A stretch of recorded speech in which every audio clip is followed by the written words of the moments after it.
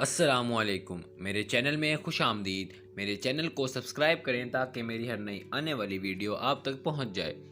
آج مجھے اپنی زندگی کی پہلی کمائی ملنے والی تھی۔ 3 ماہ کی تنخواہ ایک ساتھ ملی اور ساتھ چھٹی بھی مل گئی۔ گھر پہنچا تو عید کا سماں تھا۔ ماں باپ بہن بھائی سب بہت خوش تھے۔ میں نے ساری رقم والدہ کے ہاتھ پر رکھ دی۔ والدہ نے رقم کا تیسرا حصہ راہ خدا میں خرچ کرنے کی نیت سے علیحدہ کیا اور کہا کہ اس رقم سے ایک بیوہ عورت کے گھر راشن خرید کر پہنچا دینا جو دور کے ایک محلے میں رہتی تھی۔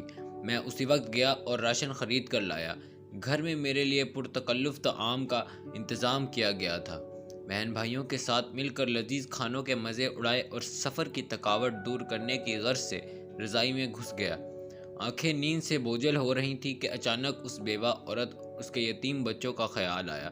ارادہ کیا کہ ابھی جاؤں اور سامان پہنچاؤں۔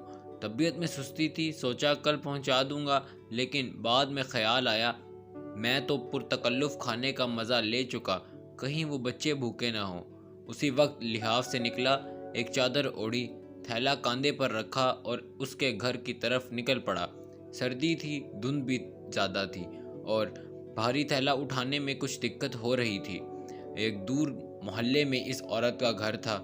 اس کا شوہر مزدوری کرتا تھا اور 4 بچے تھے۔ اس کے یتیم بچوں پر دست شفقت رکھنے والا کوئی نہ تھا۔ کبھی ایسے لوگوں کو لپیٹ میں لے لیتی ہے جن کا خدا کے سوا کوئی نہیں ہوتا۔ خیالات کا ایک سمندر لیے اس بیوہ عورت کے گھر کے باہر پہنچا۔ گھر کیا تھا بلکہ ایک خرابہ تھا۔ ایک کمرہ، چھوٹا سا صحن اور ایک خمیدہ سی 4 دیواری تھی۔ دروازہ کھٹکھٹایا تو ایک 5 سالہ بچی باہر آئی جس کے چہرے پر پریشانی، خوف اور بھوک نمایاں تھی۔ میں اس کے چہرے کو تکے جا رہا تھا اور دل ہی دل میں دعا کر رہا تھا کہ خدا کسی بچے پر ایسا وقت نہ لائے۔ اس بچی نے ایک پرانا سا جوڑا پہنا ہوا تھا اور ایک سردی میں ایک پھٹی پرانی جرسی پہنی ہوئی تھی، اس سردی میں کہ پیروں کو جما کے رکھ دے۔ میں نے کچھ کہنے سنے بغیر راشن والا تھیلا زمین پر رکھا۔ تھیلے کو دیکھتے ہی وہ بولی، کیا اس میں کھانے کا سامان ہے؟ یہ سننا تھا کہ میں حیران ہو گیا۔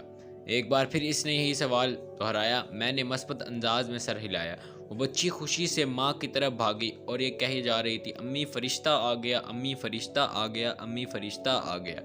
اور پھر 2 اور چھوٹے چھوٹے بچے خوشی سے دروازے پر دوڑے چلے آئے، کبھی مجھے دیکھتے، کبھی اس تھیلے کو، اور خوشی سے لوٹ پوٹ ہونے لگتے۔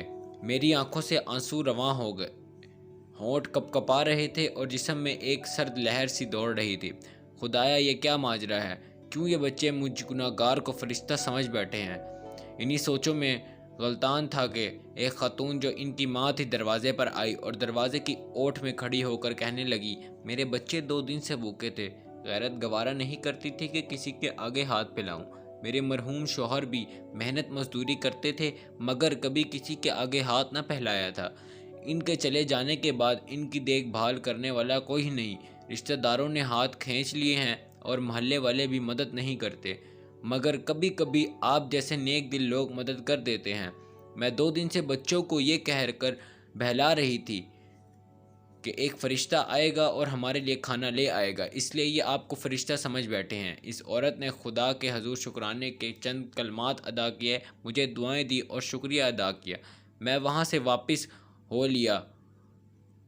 آنسو رکنے کا نام نہیں لے رہے تھے۔ زندگی میں کبھی خود کو اتنا پرسکون محسوس نہیں کیا جتنا آج کر رہا تھا، اور اندازہ لگایا کہ ایک بے بس انسان کی مدد کرنے سے جو روحانی سکون ملتا ہے وہ کسی اور کام میں نہیں۔ ہمارے ارد گرد ایسے بہت سے غربا ہوتے ہیں جو مستحق ہونے کے باوجود کسی کے آگے ہاتھ نہیں پھیلاتے مگر مدد کرنے والے ہاتھوں کے منتظر ضرور رہتے ہیں۔ 2 وقت کی روٹی ہی ان کا کل جہاں ہوا کرتی ہے۔ ایسے لوگوں کی مدد کرنی چاہیے، چاہے وہ ایک وقت کھانا ہی کیوں نہ ہو۔